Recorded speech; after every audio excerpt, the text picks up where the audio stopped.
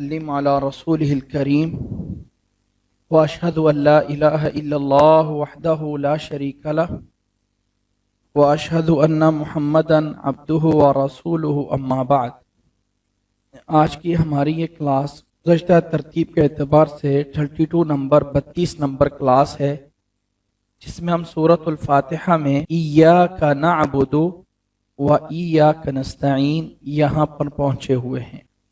अगर आप लोगों को याद हो तो गुज़श्ता क्लास में हमने एक तो ज़मीर को डिटेल से जाना था और ज़मीर के बाद हमने ये भी जाना था इसके पिछला लफ्ज़ मालिकी यौमिद्दीन में दीन को जानने के बाद ज़मीर को पूरा किया था, और ये भी बताया था कि इय्याका नअबुदु में ज़मीर मुक़द्दम है, पहले लाई गई है नअबुदु के, जबकि आना ये चाहिए था नअबुदु का, और उससे जो है पहले लाया गया है ताकि कलाम में हसर पैदा हो।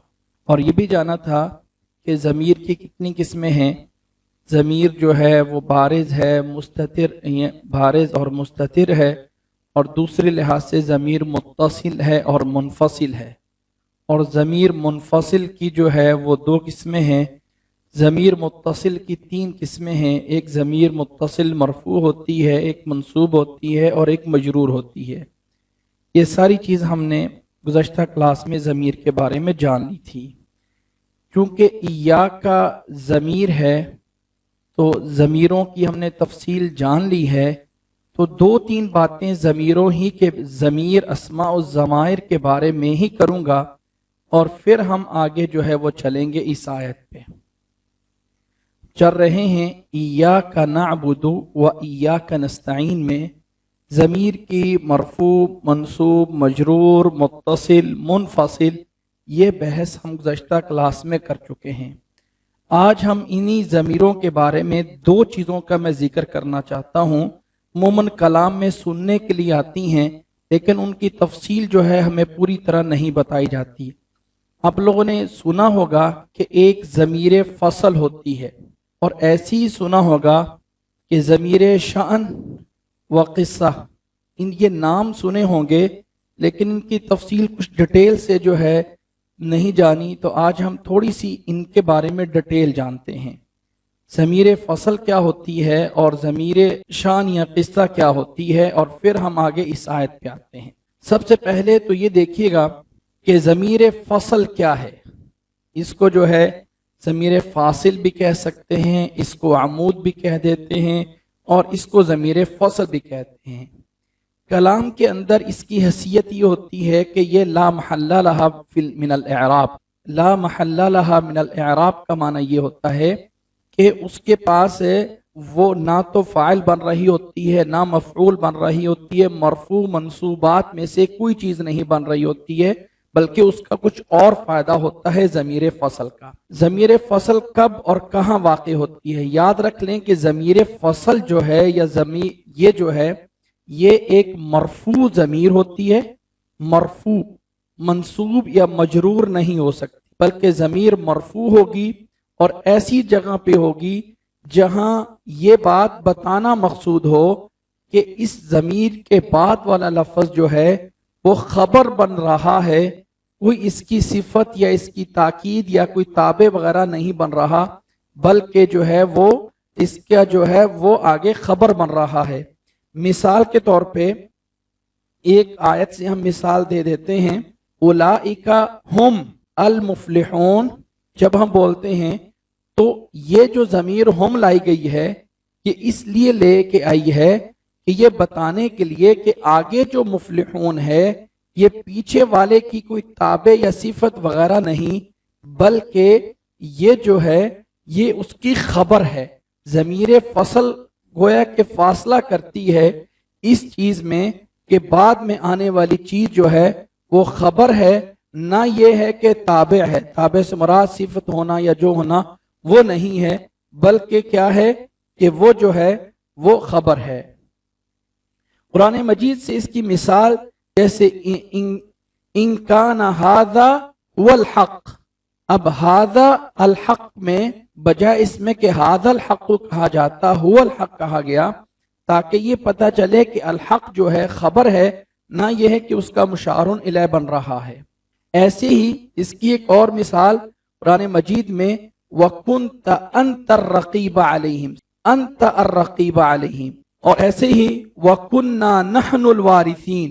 اب اس نحن الوارثین میں نحن جو ہے ضمیر فصل ہے۔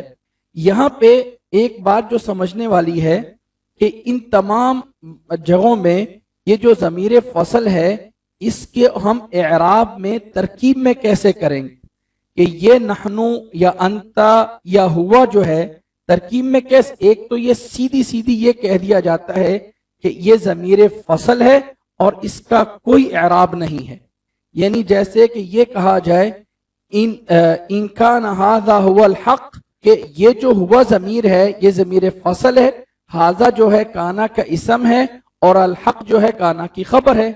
کنت انت الرقیب علیہم، تا جو ہے یہ کانا کا اسم ہے اور رقیب جو ہے وہ اس کی خبر ہے اور انتا جو ہے ضمیر فصل ہے۔ کنہ کا نون جو ہے یہ اس کا اسم ہے اور الوارثین خبر ہے اور نحنو جو ہے ضمیر فصل ہے۔ یہ اس کے اعراب میں جو ہے وہ لایا جاتا ہے کہ یہ ضمیر اعراب کے اندر فاعل مفعول مبتدا خبر ہونے میں کوئی حیثیت نہیں رکھ رہی ہوتی ہے۔ اور ایسے ہی کبھی کبھی ایسا بھی آ جاتا ہے، کبھی کبھی ایسا آ جاتا ہے جیسے کہ یہ مثال ہے تجدوہ عند اللہ ہوا خیرن، ہوا خیرن میں کبھی کبھی ایسا بھی ہو سکتا ہے کہ ضمیر فصل آ رہی ہے، یہ ضمیر فصل جو ہے اس کو لا محل لها من الاعراب، اور یہ جو لفظ خیر ہے تجدوہ کا مفعول ثانی بھی بن سکتا ہے، ہوا خیرن یہ منصوب اس لیے آ رہا ہے یہ پیچھے تجدوہ کا مفعول ثانی ہے، دوسرا مفعول ہے۔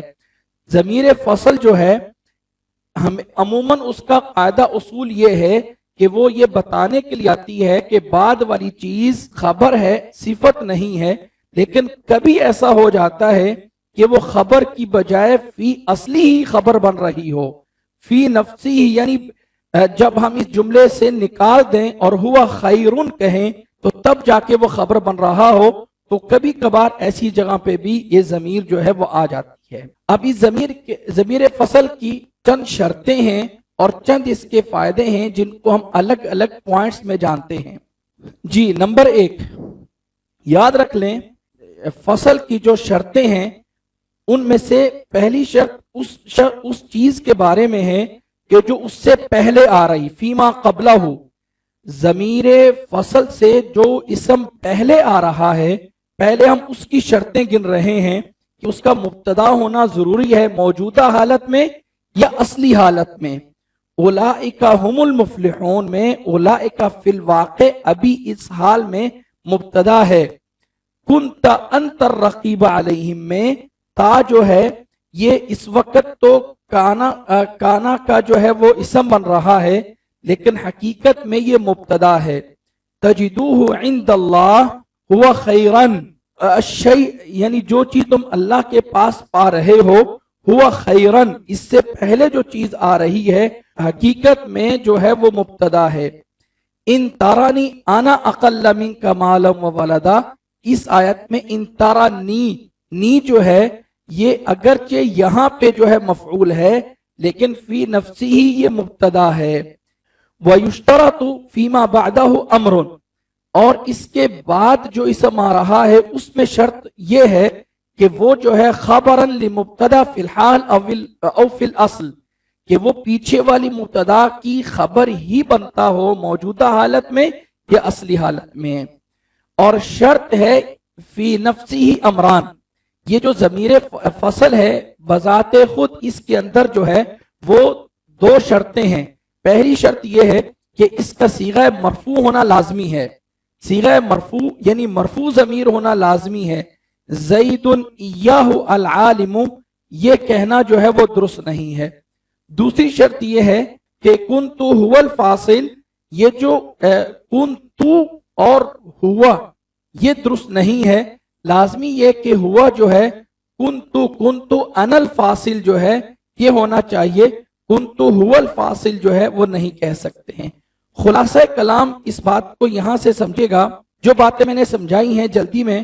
نمبر 1 ضمیر فصل ہوتی ہے، لائی جاتی ہے ایسی جگہ پہ جہاں پہلے مبتدا ہو اور بعد میں جو ہے وہ خبر آ رہا ہو، اور خبر جو ہے یہ معرفہ ہو، خبر جو ہے معرفہ ہو، ایسی صورت میں درمیان میں جو ہے ضمیر لائی جاتی ہے یہ چیز بتانے کے لیے کہ یہ بعد والی چیز جو ہے اس کی صفت نہیں ہے بلکہ اس کی جو ہے وہ خبر ہے، کیونکہ جب یہ بھی معرفہ ہوگا تو مبتدا بھی معرفہ ہوتا ہے، تو یہ ایسا لگتا ہے کہ آپس میں صفت موصوف نہ بن رہے ہوں، تو درمیان میں ایک ضمیر لائی جاتی ہے جو ضمیر ہی ہوتی ہے، اس کو جو ہے اس کا کوئی اعراب نہیں دیا جاتا کہ وہ بذات خود جو ہے مبتدا ہے یا کچھ ہے، اس کا کوئی اعراب میں جگہ نہیں ہوتی ہے، بلکہ صرف یہ بتانے کے لیے آ رہی ہوتی ہے کہ وہ ما بعد جو ہے خبر ہے، نہ یہ کہ صفت ہے۔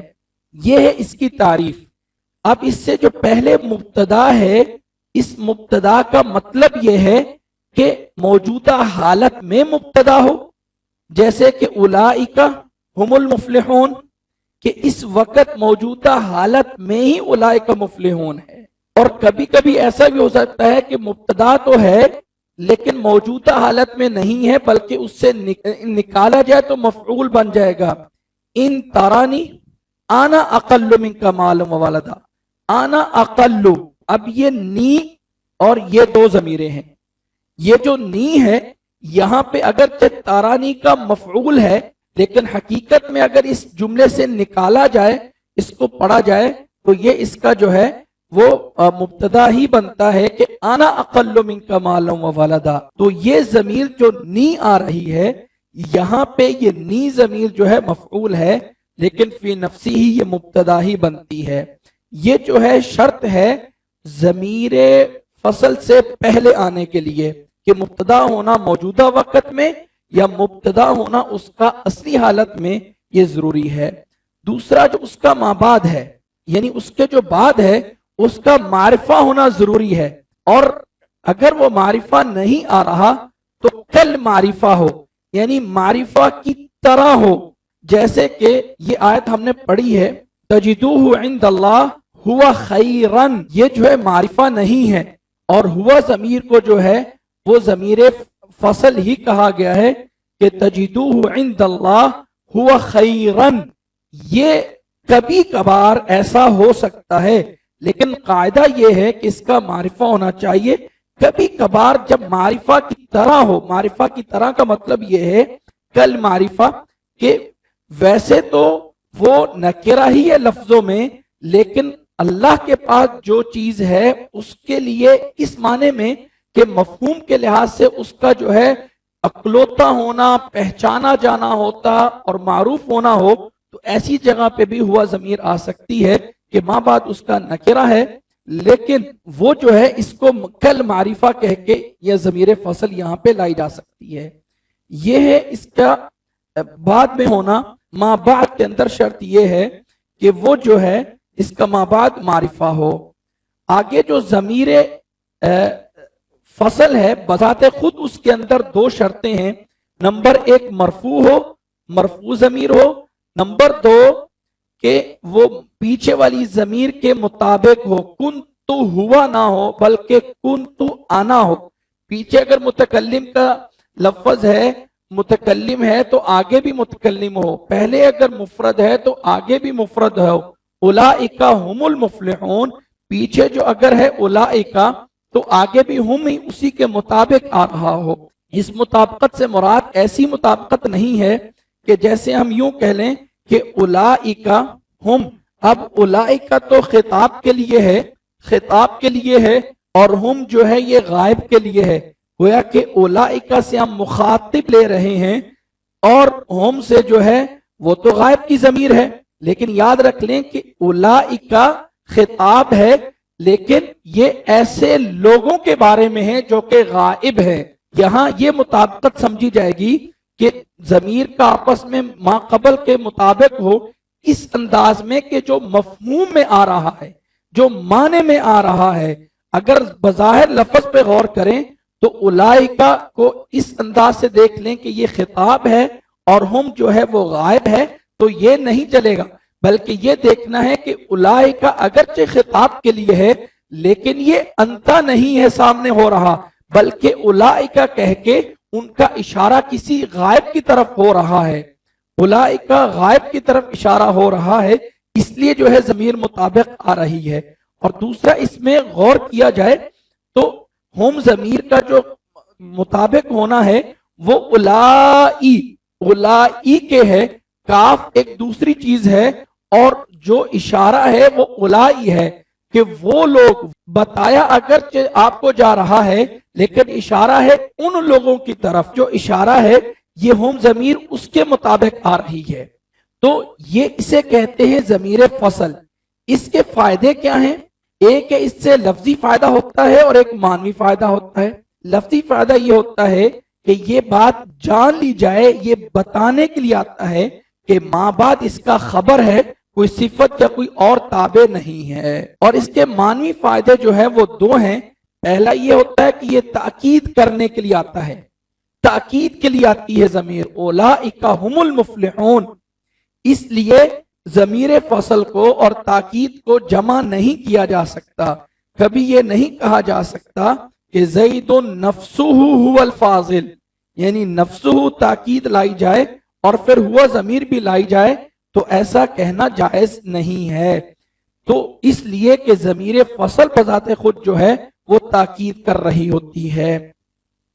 اور دوسرا فائدہ ضمیر فصل سے یہ ہوتا ہے کہ اس چیز کو خاص طور پہ بیان کرنا کہ جو چیز پہلے کی طرف منسوب ہو رہی ہے وہ اسی ہی کے لیے ہے، کسی دوسرے کے لیے نہیں ہے، یعنی تاکید کا تھوڑا سا اور انداز کہ جو چیز اولئک هم المفلحون، تو فلاح جو ہے وہ صرف اولئک کے لوگوں کے لیے ہی ہے، کسی اور لوگوں کے لیے نہیں ہے۔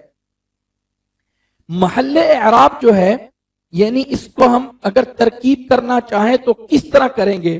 ترکیب آسان سی بات پہلے بتائی گئی ہے کہ ضمیر فصل کو ضمیر فصل کہہ کے چھوڑ دیا جائے گا، اور اس کے آگے پیچھے والے جملے جو ہیں ان کو دیکھ لیا جائے گا، آگے پیچھے کے الفاظ کلمات کو، کہ جو وہ اعراب میں بن رہے ہوں۔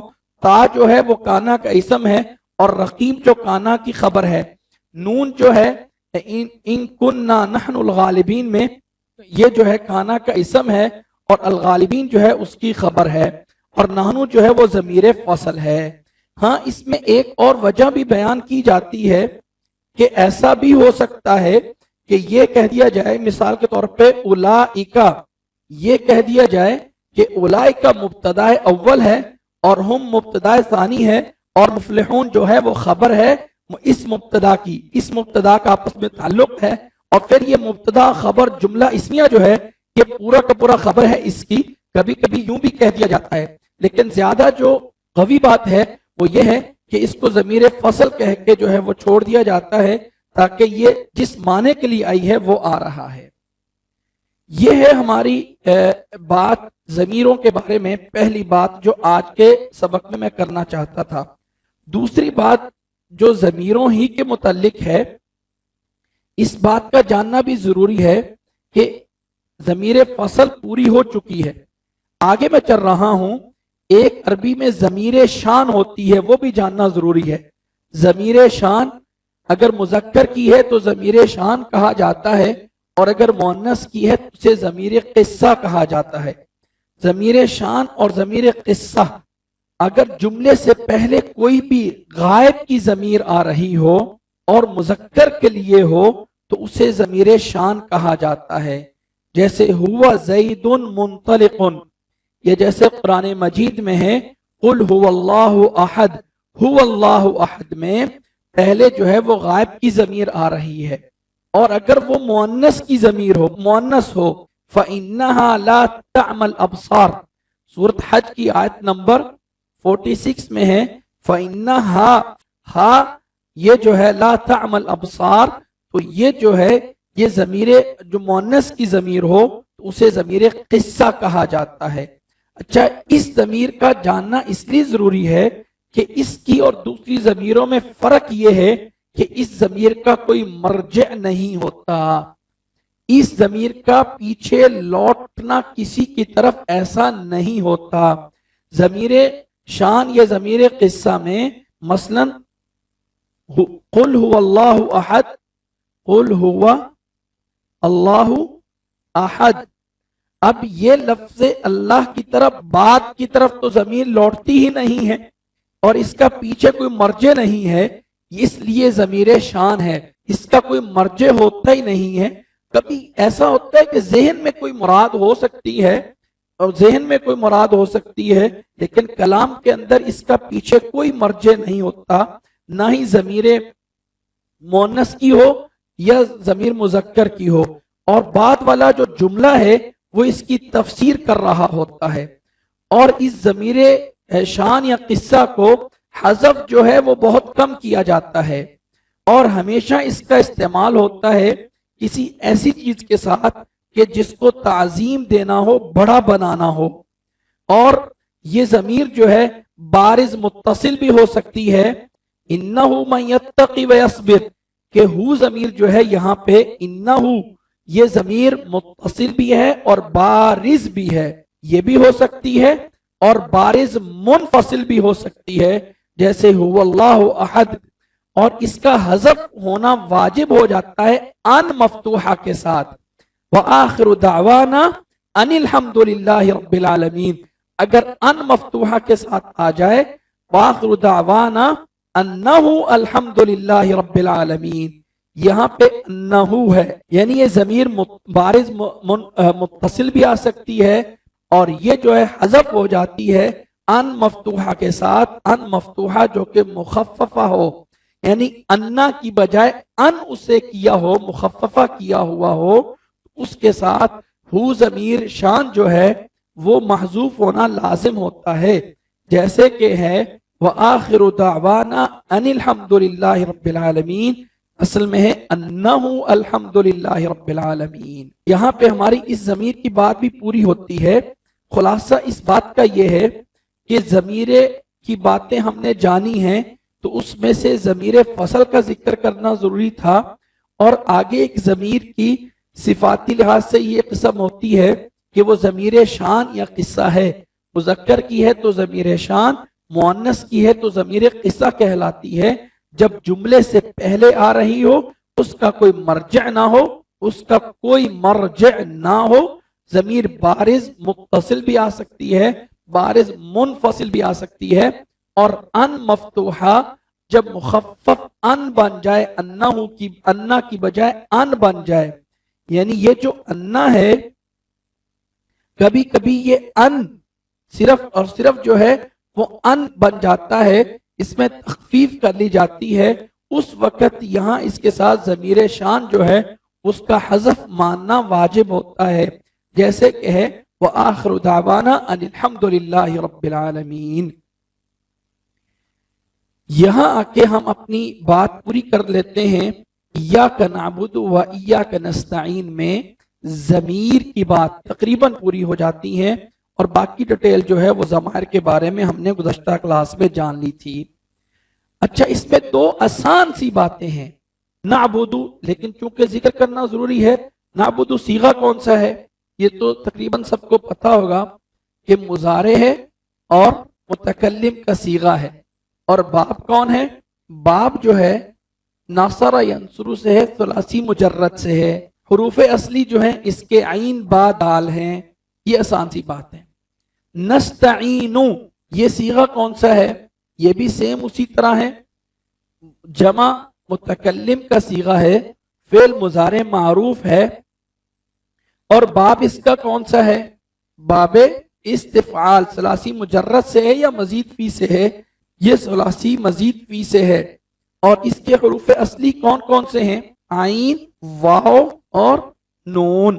اب یہ نستعینو اصل میں کیا تھا؟ واو کو اگر ہم کریں، یا کو اگر ہم واو کریں، نستعیو، یہ اصل میں اگر واو کر دی جائے تو یوں بن جائے گا نستعیونو، اصل میں کیسے تھا یہ صیغہ؟ نستعیونو، یہ یوں تھا۔ اب یہ ہے کہ واو اور یا اگر ساکن آ جائیں، واو اور یا ساکن ہو تو ان کو ما قبل کی حرکت، یعنی پیچھے جو عین کی حرکت ہے اس کے مطابق بدل دیا جاتا ہے۔ اب یہاں پہ واو جو ہے یہ چونکہ اس سے پیچھے کسرہ آ رہا ہے اس واو کو یا کر دیا گیا اور بن گیا نستعینو. اصل میں واو تھی کیونکہ حروف اصلی جو ہیں وہ اس کے ہیں عین واو نون. تو جو یا ہے جو واو ہے اس کو یا میں بدلا ہوا ہے اور صیغہ جو ہے وہ جمع متکلم کا ہے باب استفعال سے ہے اور مزید فی سے ہے ثلاثی مزید فی سے ہے. یہ بات تو واضح ہے اور آسان سی ہیں جو انشاءاللہ تعالی ہمیں سمجھ آ گئی ہیں. ایک اور باتیں سمجھنے والی ہیں اسی آیت کے بارے میں جس آیت پہ ہم پہنچے ہوئے ہیں ایاک نعبد و ایاک نستعین. اگر ہم غور کریں پیچھے سے تو بات آ رہی ہے الحمدللہ رب العالمین الرحمن الرحیم مالک یوم الدین. اب ذرا غور کیجئے شروع سے لے کے مالک یوم الدین تک تو یہ بات حاضر کی ہو رہی ہے یا غائب کی ہو رہی ہے؟ کہ ایک ہوتا ہے زید اور ایک ہوتا ہے انتا. ان میں سے دونوں جو ہیں مثلا میں کہتا ہوں زید فاضل اور انتا فاضل. اب کیا زید جب میں فاضل کہہ رہا ہوں تو یہ اس وقت کہہ رہا ہوں جب وہ غائب ہے اور جب میں ضمیر استعمال کر رہا ہوں تو گویا کہ میں اس کو مخاطب کر رہا ہوں. ٹھیک ہے. جب میں اسے کہتا ہوں زید فاضل تو اب وہ جو غائب ہے اور جب میں کہتا ہوں انت فاضل تو اب وہ جو ہے حاضر ہے موجود ہے. یہ ہے فرق زید فاضل اور انت فاضل میں یہ چیز سمجھنے والی. اب جب ہم کہہ رہے ہیں الحمدللہ نام لے رہے ہیں اس میں کوئی شک نہیں کہ اللہ کی ذات جو ہے عرش پر ہے اپنی قدرت کاملہ کے ساتھ جو ہے قدرت کے لحاظ سے وہ حاضر یا ناظر ہے. لیکن جب ہم کہہ رہے ہیں الفاظ استعمال کر رہے ہیں الحمدللہ رب العالمین تو گویا کہ الفاظ کلام غائب کے لیے ہے یا حاضر کے لیے ہے؟ ہم یہ تو نہیں کہہ رہے الحمدللہ نہیں بلکہ ہم کیا کہہ رہے ہیں الحمدللہ رب العالمین. تمام تعریفیں اس اللہ کے لیے ہیں جو کہ رب العالمین ہے جو کہ الرحمن الرحیم ہے جو کہ مالک یوم الدین ہے. کلام چل رہا ہے غائب سے اور فوراً پلٹ کے آ جاتا ہے خطاب کی طرف اور شروع ہو جاتا ہے ایاک نعبد. اب جب ہم نے بولا ایاک نعبد تو یہ مخاطب ہو گیا یا غائب ہو گیا؟ پہلے ہے صفات غائب کے لحاظ سے الحمدللہ رب العالمین الرحمن الرحیم مالک یوم الدین. اسے بلاغت میں التفات کہا جاتا ہے. بلاغت میں یہ جو ہے کلام کے اندر تنوع پیدا کرنے کے لیے یہ اسلوب آتا ہے اور اس اسلوب کو التفات کہا جاتا ہے. جی قرآن مجید میں بہت سی جگہوں پہ ایسا آتا ہے کہ غائب کی بات چلتے چلتے اچانک حاضر کی بات آ جاتی ہے یا حاضر کی بات چلتے چلتے اچانک غائب کی بات آ جاتی ہے. تو یہ اس کو عربی میں بلاغت میں التفات کہا جاتا ہے اور یہ کلام میں تنوع پیدا کرنے کے لیے آتا ہے خوبصورتی پیدا کرنے کے لیے آتا ہے. اس سے کلام خوبصورت ہو جاتی ہے جب اس میں کلام میں التفات پایا جائے. دوسری بات جو آگے ہم نے سمجھنی ہے وہ یہ ہے یہ بتائیے گا کہ ایاک نعبد و ایاک نستعین میں دو ضمیریں ہیں. ان دونوں ضمیروں کا مرجع کیا ہے؟ الحمدللہ رب العالمین الرحمن الرحیم مالک یوم الدین ایاک نعبد و ایاک نستعین میں دو ضمیریں آ رہی ہیں. ان دونوں کا مرجع کیا ہے؟ ایک ہے ایاک نعبد میں اور ایک ہے ایاک نستعین میں. ایاک نستعین میں دونوں کا مرجع کیا ہے؟ الحمدللہ میں جو لفظ اللہ ہے کیا یہ مرجع ہے؟ اجتہادی بات ہے کوئی ایسا نہیں ہے کہ اس کے پیچھے کوئی بہت بڑے دلائل ہیں. تو اس میں اگر بلاغت میں آتے ہیں تو اس وقت غور کیجئے گا معنی پہ. اس میں ہے عبودیت نعبدو اس میں ہے عبادت اور اس میں ہے استعانت مدد. تو اس میں اگر ایسا کیا جائے, اگر یوں کر لیا جائے کہ الحمدللہ رب العالمین میں الحمدللہ میں جو لفظ اللہ ہے, ایاک نعبد کی ضمیر لفظ اللہ کی طرف لوٹ رہی ہو, اور ایاک نستعین کی ضمیر رب العالمین کی طرف لوٹ رہی ہو. کیونکہ اللہ کی عبادت ہے, کیونکہ وہ معبود ہے, اور جب ہم نے مدد مانگنی ہے تو اس کو رب کہا جائے کہ رب العالمین, چونکہ اس میں ربوبیت آ رہی ہے, تو ربوبیت کا مطلب جو ہے وہ آگے دینا ہے, پالنا ہے, تو اسی سے استعانت لی جائے. انسان جب کلام بول رہا ہو اور اس میں معنی یہ کہے کہ ایاک نعبد, ہم اللہ ہی کی عبادت کر رہے ہیں, و ایاک نستعین, اور رب العالمین سے مدد مانگ رہے ہیں, تو اس میں کلام میں تنوع ہے. کلام کے اندر یہ بلاغت میں تنوع آ جائے گا, اس میں ایک تفنن آ جائے گا کہ کلام کے اندر باریک بینی کی طرف بھی غور کیا گیا ہے کہ ایاک نعبد کی ضمیر کا مرجع لفظ اللہ, اور ایاک نستعین کی ضمیر کا مرجع کیا ہوگا, رب العالمین. اور جیسے میں نے شروع میں بتایا ہے کہ یہ اجتہادی بات ہے جو بلاغت میں تنوع پیدا کر رہی ہے, کلام میں مختلف جو ہے وہ اسلوب پیدا کرنا. یہ اس چیز میں بات آتی ہے جب انسان اس کو پڑھتے ہوئے ان دونوں لفظوں پہ غور کرے گا, رب کے اوپر اور لفظ اللہ کے اوپر, تو لفظ اللہ یقیناً عبادت کے لائق ہے, اور ایاک نستعین میں رب جو ہے وہ اس کے لائق ہے. اگلی بات جو ہے وہ ہم جاننا چاہتے ہیں اس کے اندر, اور وہ یہ ہے یہاں پہ دو ضمیریں الگ الگ آئی ہیں. یعنی کلام میں ایسا کہا جا سکتا تھا, یا کلام قرآن مجید میں ہر بات میں اختصار ہے, تو ایسا جو ہے وہ کہا جا سکتا تھا کہ ایاک نعبد و نستعین.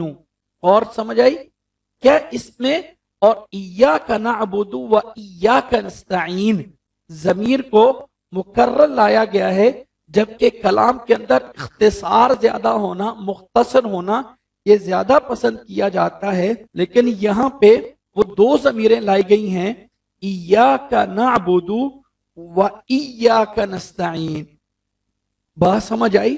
یعنی کلام جو مختصر بنتا ہے وہ یوں بننا چاہیے کہ ایاک نعبد و نستعین, لیکن یہاں پہ آ رہا ہے ایاک نعبد و ایاک نستعین. ضمیر کو مکرر کیوں لایا گیا ہے, ضمیر دو بار کیوں لائی گئی ہے, اس میں یہ فرق کرنے کے لیے. یہ ساری باتیں جو ہیں نحو یا صرف سے ان کا تعلق نہیں ہے, ان کا تعلق علم البلاغہ سے ہے, کہ یہاں پہ یہ مکرر اس لیے لایا گیا ہے کہ یہ سمجھا جائے عبادت جو ہے وہ ہم کرتے ہیں اور استعانت بھی ہم کرتے ہیں, لیکن دیتا وہ ہے. فرق کرنے کے لیے استعانت اور عبادت دو الگ الگ چیزیں ہیں, کہ اگر یہ کر لیا جاتا ایاک نعبد و نستعین, مفہوم تو بظاہر ایک ہی بنتا ہے, لیکن اس کے اندر عبادت یا استعانت اس میں اتنا فرق نہیں ہونا تھا جتنا کہ ان کو الگ الگ لگا کے فرق کیا گیا ہے. کہ عبادت جو ہے وہ اللہ کی ہے, اللہ کی ہی کرنی ہے, اللہ اس عبادت کے لائق ہے. اور یہی ایک نقطہ ہے کہ جس کی وجہ سے ہم لفظ اللہ کی طرف پہلے ایا کو لوٹا رہے ہیں اور دوسرے ایا کو لفظ رب کی طرف لوٹا رہے ہیں. یہی نقطہ ہے اس کے مقرر لانے کا, کہ اس عبادت کا مرجع دوسرا کیا جائے اور استعانت کا مرجع جو ہے وہ دوسرا کیا جائے. یعنی ان دو چیزوں کو الگ الگ کرنے کے لیے جو ہے وہ لایا گیا ہے. اور شاید وہ حدیث بھی سنی ہو جس میں اللہ کے نبی صلی اللہ علیہ وسلم نے فرمایا ہے کہ جب بندہ یہ کہتا ہے الحمدللہ رب العالمین, تو اللہ تعالیٰ کہتے ہیں مجدنی عبدی. جب کہتا ہے الرحمن الرحیم, تو اللہ تعالیٰ کی طرف سے آواز آتی ہے کہ اثنا علی عبدی, جواب مل رہا ہوتا ہے ہر ایک آیت کا. اور جب بندہ کہتا ہے ایاک نعبد و ایاک نستعین, تو اس کا جواب یہ آتا ہے کہ ھذا بینی و بین عبدی, یہ میرے اور میرے بندے کے درمیان ہے, تاکہ فرق کیا جائے کہ استعانت مدد بندے کو ملے گی اور عبادت رب کی طرف جائے گی، عبادت رب کی طرف جائے گی تو عبادت جانی ہے اللہ کی طرف اور عون اور مدد آنی ہے بندے کی طرف. اس لیے ان دو چیزوں کو باریک کر کے جو فرق ہے اس لیے لایا گیا ہے ان دو ضمیروں کو مقرر کر کے، ان دو ضمیروں کو کہ ایاک نعبد و ایاک نستعین. اگلا نقطہ جو اس میں سمجھنے کا ہے وہ یہ ہے کہ استعانت جو ہے، استعانت کا جو فعل ہے یہ متعلق کے ساتھ استعمال ہوتا ہے. نستعین بفلان، نستعین علی فلان، یعنی استعین باللہ کہا جائے گا. جب بھی اس کا عربی میں استعمال کریں گے اللہ سے مدد مانگنے کے لیے تو ہم یہی کہیں گے استعین باللہ. باللہ ہمیشہ یہ استعانت کا ورب جو ہے جب اللہ سے مدد مانگا جاتا ہے تو جار مجرور متعلقین کے ساتھ استعمال ہوتا ہے. تو یہاں اس کا متعلق کیوں نہیں ذکر کیا گیا کہ ایاک نعبد و ایاک نستعین یا نستعین بہ؟ نستعین اس کا متعلق یہاں پہ کیوں ذکر نہیں ہے؟ یعنی گویا کہ محذوف ہے تو کیوں ہے کہ یہ ورب جو ہے استعین باللہ ہمیشہ اس باء کے ساتھ استعمال ہوتا ہے، یہاں پہ یہ محذوف کیوں ہے؟ اس لیے ہے جی، اس میں جو حکمت بیان کی گئی ہے کہ یہاں پہ یہ محذوف اس لیے ہے کہ عموم پیدا کرنے کے لیے، یعنی استعانت ہر چیز میں. اچھا اس کا متعلق جو ہے وہ دو انداز سے ہوتا ہے، یہ ذرا سمجھ لیجئے گا. مثال کے طور پہ ہم یہ کہیں گے استعین باللہ علی نفسی، مثال کے طور پہ استعین باللہ علی نفسی، میں اللہ کی مدد مانگتا ہوں اپنے اوپر. تو اب ذرا اس میں جو ہے ایک اس کا پہلا متعلق آئے گا اور ایک اس کا دوسرا متعلق آئے گا. اب اگر ہم کہیں وَإِيَّاكَ نَسْتَعِينَ میں یہ جو لفظ ایاک موجود ہے یہ باللہ کے متعلق کی جگہ پہ آ سکتا ہے. نستعین کا سے یا نستعین بیکا، ایاک نستعین بن گیا ہے. جو ایاک ہے اصل میں یہ تھا کہ نستعین بیکا، تو اس کاف کو شروع میں لا کے بنا دیا گیا ایاک نستعین. تو یہ متعلق کے بات تو ہو سکتی ہے لیکن آگے ایک دوسرا متعلق ہونا چاہیے کہ نستعین بکا علی فلان، اللہ فلان چیز پر. وہ جو علی کے ساتھ آنا تھا اس کا متعلق وہ عموم کی وجہ سے ہر چیز میں جو ہے ہم تجھ سے مدد مانگتے ہیں، اس لیے دوسرے متعلق کا ذکر یہاں پہ نہیں ہے. پہلا متعلق جو ہے اس کی جگہ پہ ایاک بعد میں تھا، پہلے کر دیا گیا تو حرف جر جو ہے وہ اٹھا دیا گیا. اور جو دوسرا متعلق ہے اس کا اس لیے حذف ہے کہ اس استعانت کی ہر چیز میں عموم ہو جائے. استعین علی نفسی یا علی، ہر چیز جتنی بھی ہیں وہ علی کے ساتھ جتنی چیزیں آگے آنی چاہیے تھی ان کا ایک ایک کر کے ذکر نہیں کیا گیا بلکہ ان کو عموم کے لیے چھوڑ دیا گیا ہے. یہ ہے اس میں جو بات ہم نے اس جملے میں جاننی تھی.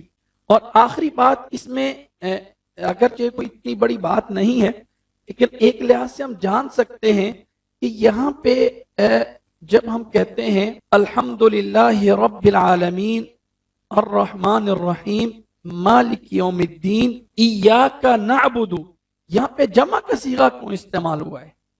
یعنی دعا تو ہر ایک انسان نے اپنے لیے مانگ لی تھی نا، یہاں پہ جمع کا صیغہ آنا تو یہ چاہیے تھا نا ایاک اعبد و ایاک استعین. یہاں نستعین کا جمع کے صیغے استعمال ہوئے ہیں، جمع صیغہ یہاں سے شروع ہو جاتا ہے. یعنی آپ یوں سمجھ لیں، پہلے اس بات کو سمجھیں کہ بلاغت کے اندر یا جب بھی کلام بنانی ہوتی ہے متکلمین میں تو پہلے انسان نے اپنی کلام یعنی ذات کے بارے میں بات کرنا ہوتی ہے، ذات کے بارے میں بات کرنا ہوتی ہے، نہ یہ ہے کہ دوسروں کے ساتھ شامل کر کے بات کرنا ہوتی ہے. اصل یہ ہے، اصل اصول یہ ہے کہ واحد متکلم کا یوز کیا جائے. جمع متکلم کے لیے کوئی آگے چیز ہونا، اشتراک ہونا ضروری ہے، جبکہ واحد میں اشتراک نہیں ہوتا. جمع متکلم میں اشتراک ہوتا ہے، تو یہاں پہ اشتراک کیوں لایا گیا، اشتراک کیوں کیا گیا؟ ایاک نعبد و ایاک نستعین. یہ بھی ایک، اس کو یوں سمجھ لیں کہ ایک لطیف اشارہ ہے، جمع کا صیغہ استعمال کر کے، جبکہ یہاں آنا مفرد کا صیغہ تھا، لیکن اس میں جمع کا صیغہ استعمال اس لیے کیا گیا ہے تاکہ یہ اللہ تعالیٰ سکھا رہے ہیں. ذرا غور کیجئے گا اس بلاغت کے مفہوم پہ کہ تمام تعریفیں اس اللہ کے لیے ہیں جو بہت بڑی ذات ہے، بہت بڑی ذات ہے، رب العالمین ہے، اور وہی ذات الرحمن ہے، وہی ذات الرحیم ہے، وہ مالک یوم الدین بھی ہے.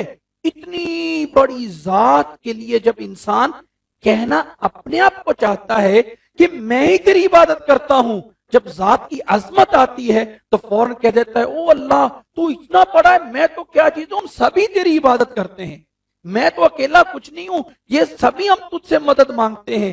یعنی گویا کہ اس کو یوں کہا جاتا ہے، عظمت کے سامنے آ کے بجائے انسان اکیلا عاجز ہو رہا ہے تو یوں سمجھتا ہے کہ ذات اتنی بڑی ہے کہ اس ذات کے آگے جو ہے میں اکیلا کیا ہوں، سارے کے سارے عاجز ہیں اور سارے کے سارے تجھی سے مدد مانگ رہے ہیں. یہ جو چیز کلام میں پیدا ہوتی ہے، کلام کے اندر، کہ واحد کی جگہ پہ جمع کا صیغہ استعمال ہونا، واحد سے جمع کا صیغہ استعمال ہونا، اس کو بھی التفات کہا جاتا ہے یا اس کو تنوع کہا جاتا ہے. تنوع بلاغت میں کہ یہاں تنوع ہے، کہ یہ چاہیے تھا کہ یہاں پہ استعمال آئے ایاک اعبد و استعین، یہاں پہ استعمال ہوا ہے ایاک نعبد و نستعین، اور یہ اس بنیاد پہ استعمال ہوا ہے کہ پیچھے اللہ کی ذات کی عظمت ہے اور اس عظمت کے آگے میں اکیلا ہی عاجز نہیں ہوں بلکہ ہم سب عاجز ہیں. گویا کہ اپنے آپ کا صغر پیدا کرنا، چھوٹا پیدا کرنا، کہ اس چھوٹے ہونے میں اکیلا نہیں ہوں، سب ہیں. تو اس کے ضمن میں الحمدللہ رب العالمین الرحمن الرحیم مالک یوم الدین کی عظمت کی طرف بھی اشارہ ہو رہا ہے. اس لیے یہاں پہ جمع کے صیغے استعمال ہوئے ہیں، مفرد کے صیغے استعمال نہیں ہوئے ہیں. اس آیت کو آخری ایک بات کر کے ختم کریں گے. آپ لوگوں کو یہ تو پتہ ہے نا کہ واو حرف عطف ہے. یہ جو واو حرف عطف ہے اس کا مطلب کیا ہوتا ہے؟ کیا اس کا مطلب یہ ہے کہ عبادت پہلے ہے اور استعانت بعد میں ہے؟ کیا یہ واو ترتیب کا فائدہ دیتی ہے کہ عبادت پہلے ہے اور استعانت بعد میں ہے؟ یہ صرف ایک واو حرف عطف کا مطلب غور کیجئے گا. واو میں اور ثم میں کیا فرق ہے؟ ثم میں ترتیب ہوتی ہے جبکہ واو میں جو ہے وہ ترتیب نہیں ہوتی ہے. وہ عربی کا ایک محاورہ ہے کہ الفضل للمتقدم، کہ فضیلت پہلے آنے والے کو فضیلت ملتی ہے.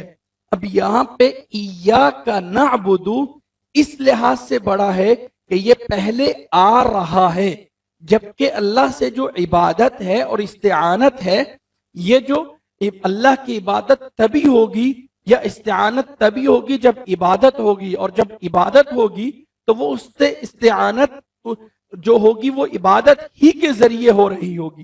اس لیے ایک حیثیت ضرور ہے، ایک جو ہے مرتبہ ضرور ہے پہلے آنے کا، اگرچہ واو جو ہے یہ ترتیب کا فائدہ نہیں دیتی ہے. یہ واو ترتیب کا فائدہ نہیں دیتی ہے. اس کی کوئی مثال ہے آپ لوگوں کے سامنے قرآن مجید میں سے؟ سورۃ الجاسیہ کی ایک آیت کی میں نے آپ لوگوں کو مثال دی تھی، اگر آپ لوگوں کے سامنے یاد ہو. وَقَالُوا مَا هِيَ إِلَّا حَيَاتُنَا الدُّنْيَا نَمُوتُ وَنَحْيَا. سورۃ جاسیہ کی آیت ہے، یہ 24 ہے جی. اس پہ ذرا غور کیجئے گا، سورۃ الجاسیہ کی آیت نمبر پہ، کہ ہمارے لیے صرف دنیا ہی کی زندگی ہے، دنیا ہی کی زندگی ہے. انہوں نے، کافروں نے کہا نموت و نحیا، پیچھے وہ کہہ رہے ہیں صرف دنیا، آگے کہہ رہے ہیں نموت و نحیا. اب اگر ترتیب ہوتی واو کے اندر تو پھر تو یہ ہے کہ مرنے کے بعد زندہ ہونے کا اقرار کر رہے ہیں، مرنے کے بعد نموتو مریں گے اور پھر زندہ ہوں گے، جبکہ یہاں پہ ترتیب نہیں ہے. نموتو گویا کہ کہنا وہ یہ چاہتے ہیں کہ ہم زندہ ہیں اور مر کر ختم ہو جائیں گے. وَقَالُوا مَا هِيَ إِلَّا حَيَاتُنَا الدُّنْيَا انہوں نے کہا کہ ہمیں تو لیے صرف دنیا ہی کی زندگی ہے، مر کر ختم ہو جائیں گے، جبکہ آیت میں الفاظ اس طرح ہیں، سورت الجاسیہ کی آیت نمبر 24 میں کہ وَقَالُوا مَا هِيَ إِلَّا حَيَاتُنَا الدُّنْيَا، نموت پہلے آ رہا ہے، نحیا بعد میں آ رہا ہے، جو کہ ترتیب اصل اس کی یہ ہے کہ نحیا و نموت، اس لیے کہ موجودہ ترتیب کے مطابق اگر لکھا جائے تو پھر تو معنی یہ بن جائے گا کہ گویا کہ وہ اقرار کر رہے ہیں کہ ہم مرنے کے بعد زندہ ہوں گے، جبکہ پیچھے وہ کہہ رہے ہیں کافر کہ ما ہی الا حیاتنا الدنیا۔ امید ہے کہ یہ بات بھی ہمیں سمجھ آ گئی۔ وہ جو ہے ترتیب کا فائدہ نہیں دیتی ہے، لیکن الفضل للمتقدم کے تحت عبادت پہلے آ رہی ہے تو عبادت مقدم ہے استعانت پہ، اس لیے کہ استعانت عبادت ہی کے ذریعے سے ہوگی۔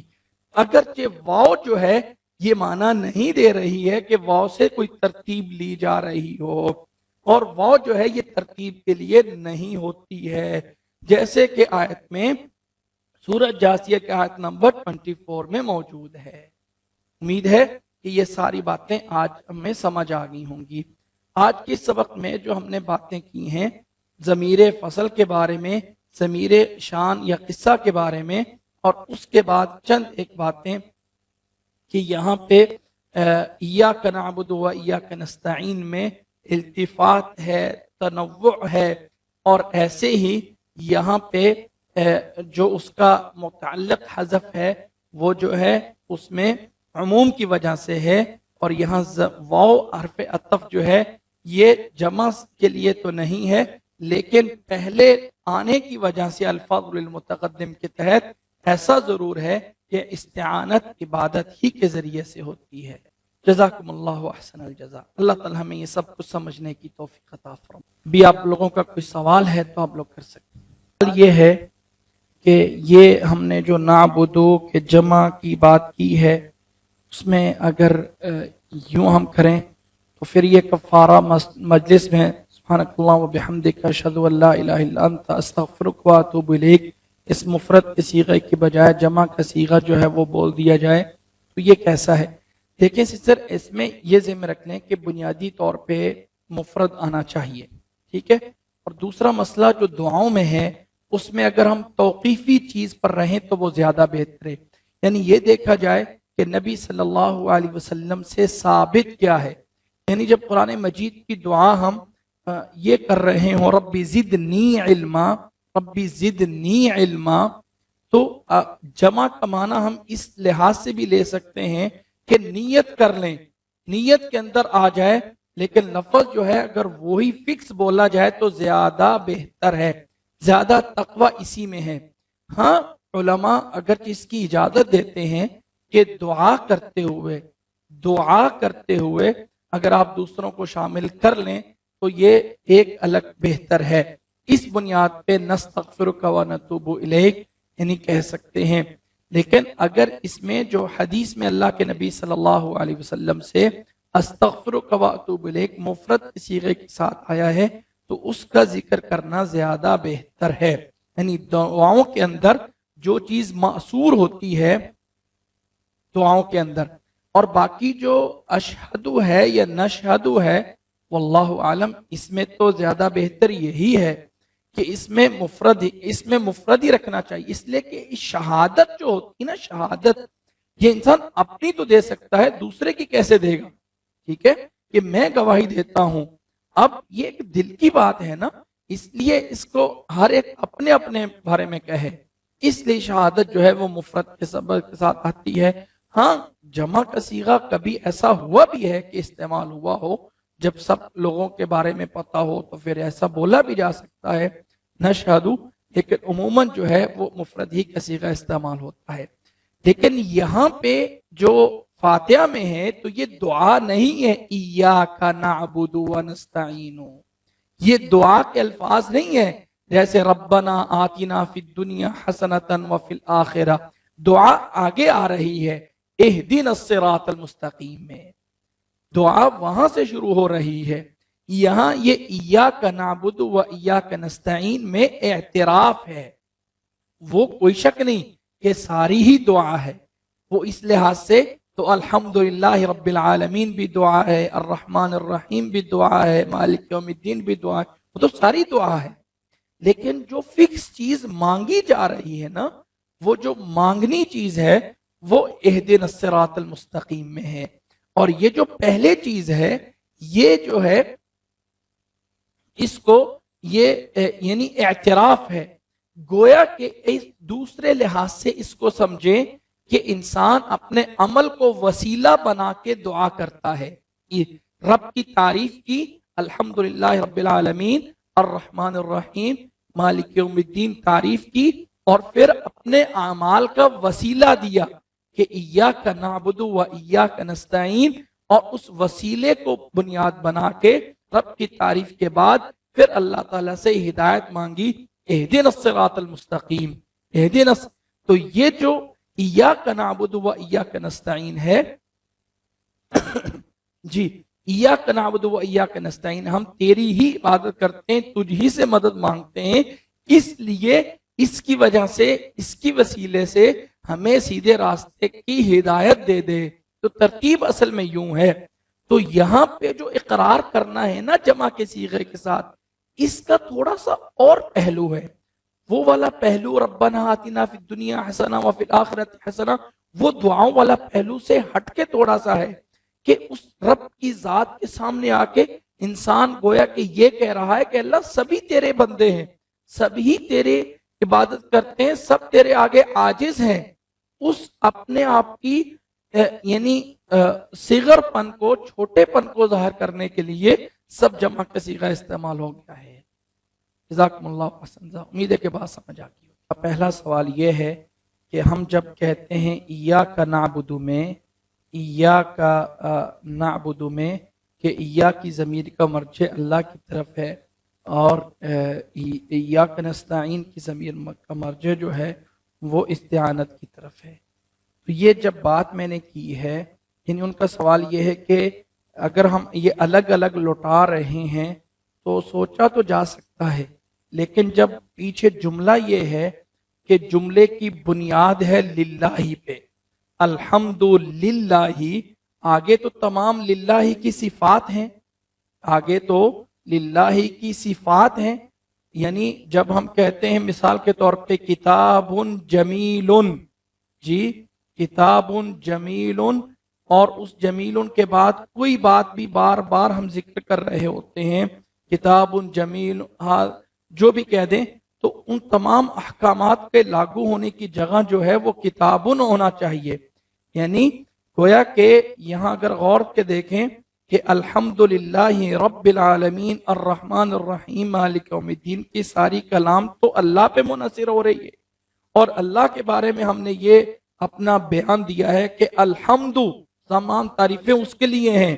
آگے تو اس کا تعارف ہے اللہ کا، تو آگے ضمیر دونوں اللہ کی طرف ہی لوٹنی چاہیے، نہ یہ کہ رب کی طرف۔ جی یہ ہے ان کا سوال۔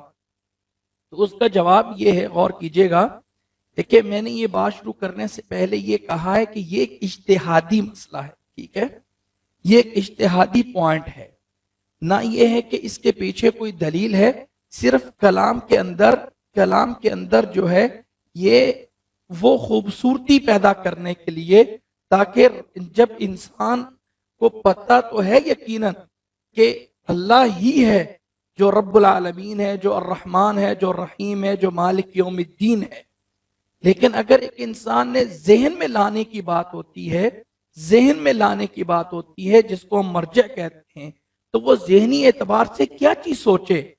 اس میں کوئی شک نہیں کہ رب سے مراد بھی اللہ ہی ہے، جی اللہ ہی رب ہے، کوئی اور نہیں ہے۔ اگر انسان اس طرح سوچ لے، اپنی سوچ میں لے کے آئے کہ ایاک نعبد میں براہ راست اللہ ذہن میں آ رہا ہو، اور ایاک نستعین میں اللہ تعالی رب ہونے کے لحاظ سے نظر آ رہا ہو، تو اس میں صرف یہ نہیں ہے کہ اس کے پیچھے کوئی لازمی ایسا کیا جائے، صرف یہ ہے کہ کلام کے اندر وہ بلاغت اور خوبصورتی لانے کے لیے اگر ایسا کر لیا جائے تو بہتر ہے۔ لیکن میں نے ساتھ یہ بھی کہا ہے کہ یہ ایک اجتہادی بات ہے بلاغت میں، نہ یہ کہ ہم اس کو ایسا کرنے پہ لازم ہیں۔ جی امید ہے کہ یہ بات سمجھ آ گئی۔ دوسری بات یہ ہے، دوسرا سوال یہ تھا کہ جب ہم یہاں جمع کا صیغہ استعمال کرتے ہیں، ایاک نعبد جمع کا صیغہ استعمال ہوا ہے، تو کیوں نہ ہو کہ بجائے ہم یہ لیں کہ اس سے مراد انسان عاجزی انکساری کر رہا ہے، بلکہ یہ مراد لیں حسن ظن رکھتے ہوئے کہ سبھی لوگ اللہ کی عبادت کرتے ہیں، جتنے بھی مومن ہیں، مسلمان ہیں جو ہیں، وہ سبھی ان کے حسن ظن کے ساتھ کہ وہ سب تیری ہی مدد مانگتے ہیں اور تجھی سے تیری ہی عبادت کرتے ہیں۔ سر یہ معنی بھی ہو سکتا ہے، اس میں کوئی شک نہیں کہ ہو سکتا ہے، لیکن اصل جو بات بتانا مقصود یہ ہے کہ اسلوب بیان کیسے چل رہا ہے۔ اسلوب بیان عظمت کے آگے جمع کا صیغہ، جبکہ عظمت کے آگے تو انسان چھوٹا صیغہ استعمال کرتا ہے، یہاں عظمت کے آگے یعنی اس کو یوں کہہ لیں، اب یہ کچھ بلاغت کی باتیں ایسی ہوتی ہیں کہ جو عبارات میں تو آ رہی ہوتی ہیں لیکن ان کو الفاظ دینا بعض دفعہ مشکل ہو جاتا ہے کہ پیچھے عظمت آئی اور بہت بڑی کبریائی آئی اور پھر انسان نے کہہ دیا کہ ایاک نعبد، اس میں کوئی شک نہیں کہ وہ اس نے ظن رکھ کے سب کو شامل کر رہا ہے، لیکن کیوں کر رہا ہے؟ اس لیے کہ وہ ذات ایسی ہے کہ سارے لوگ اگر نہیں کر رہے تو ان کو کرنا بھی یہی چاہیے، کرنا بھی یہی چاہیے۔ ایک دوسرا بھی یہاں پہ مفہوم نکل رہا ہے جو ابھی ابھی میرے ذہن میں آ رہا ہے، وہ یہ ہے کہ یہ خبر ہے، ایاک نعبد و ایاک نستعین، یہ خبر ہے نا، جملہ خبریہ ہے، لیکن یہ خبر بمعنی انشاء، خبر بمعنی انشاء ضمنن کہ ایاک نعبد و ایاک نستعین، ہم تیری ہی عبادت کرتے ہیں، تجھ ہی سے مدد مانگتے ہیں، اور اگر کوئی نہیں کر رہا تو اسے کرنا چاہیے، اس لیے کہ اللہ کی ذات اصل مالک رب الہ سب کچھ وہی ہے، تو اس لیے سب کو کرنی چاہیے اسی کی عبادت اور اسی ہی سے مدد لینی چاہیے۔ تو یہ مفہوم، اس سارے مفاہیم جو ہے یہاں آ کے جمع ہوتے ہیں، اسی لیے تو کہا جاتا ہے کہ یہ قرآن مجید کی تفاسیر ہوتی رہیں گی، قیامت کی دیواریں آ جائیں گی، لیکن پھر بھی کوئی انسان یہ نہیں کہہ سکتا کہ میری بات جو ہے بالکل ختم ہے اور اس کے بعد کوئی اور بات ہو ہی نہیں سکتا۔ سوال یہ ہے کہ نحوی لحاظ سے جب ہم ترکیب کر رہے ہیں ظاہراً کلام کی، تو اس وقت ایاکا کی ضمیر کا اگر ہم مرجع جو ہے لفظ اللہ ہی کو بنا لیں تو ایسا ہے، بالکل صحیح ہے، بنا سکتے ہیں، جیسے کہ سسٹر کا بھی یہی سوال تھا، بنا سکتے ہیں۔ ہاں اگر تھوڑا سا باریک بلاغت کی طرف، دقیق وہ اعجاب القرآن کی طرف جائیں تو پھر جو ہے اس کو اگر ذہنی طور پہ الگ الگ کر لیں تو بہتر ہے، ورنہ اگر ایک یعنی جس کو ابتدائی لیول کہیں یا جو بھی کہیں تو اس میں تو آپ اس کو بنا سکتے ہیں کہ یعنی لفظ اللہ جو ہے اسی کی طرف جو ہے دونوں ضمیریں لوٹ رہی ہیں۔ جی ایسے سسٹر جنہوں نے پہلے سوال کیا تھا ان کا ایک سوال میں اس کا ایک اور لحاظ سے بھی جواب دینا چاہتا ہوں۔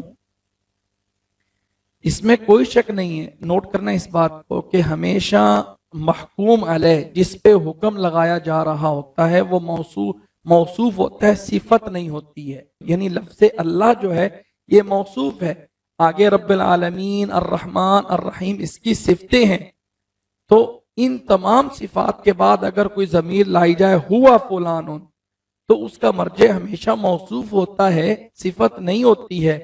لیکن ایسی عبارات عربی میں موجود ہیں، عربی ادب میں اس وقت میرے سامنے کوئی عبارت نہیں ہے، تو ایسی عبارات بھی موجود ہیں کہ بعض دفعہ ضمیر موصوف کی بجائے صفت میں سے کسی کی طرف لوٹ رہی ہوتی ہے۔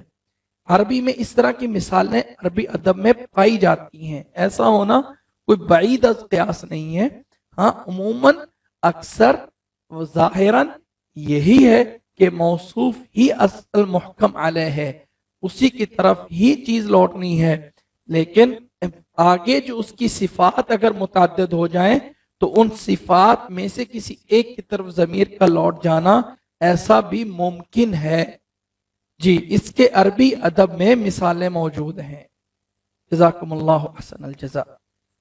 जी इंशाअल्लाह ताला, जी तो इसी पे हम फिर आज की क्लास हम करते हैं। अल्लाह ताला हमें सबको अमल करने की, समझने की तौफीक अता फरमाए। जज़ाकुमुल्लाह अहसन अल-जज़ा। अस्सलामु अलैकुम व रहमतुल्लाहि व बरकातुहू।